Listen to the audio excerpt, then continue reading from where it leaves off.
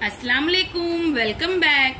हमने क्या सीखा, पूरे सबक का निचोड़ है। देखिए टीचर पढ़ रहे हैं। नंबर 1, जिस्म के अंदर अंजाम पाने वाले अनगिनत अहम अफ़ाल मुख्तलिफ आज़ा करते हैं। ऐसे आज़ा जिस्म के अंदर होते हैं, वो बाहर से नजर नहीं आते, उन्हें अंदरूनी आज़ा कहते हैं।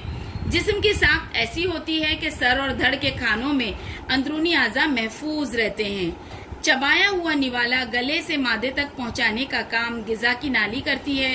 ये सीने के खाने में होती है।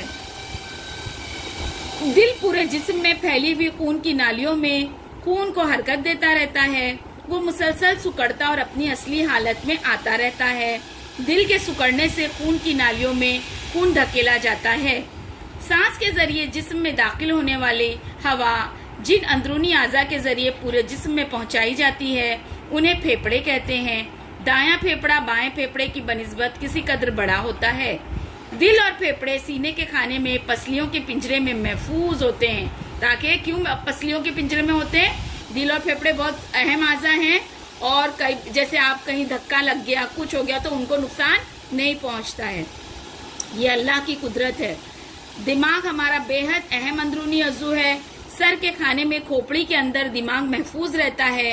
हरकत पर काबू, जज्बात का एहसास और हिस्सी आज़ा के जरिए दी हुई मालूमात की वजाहत दिमाग में होती है।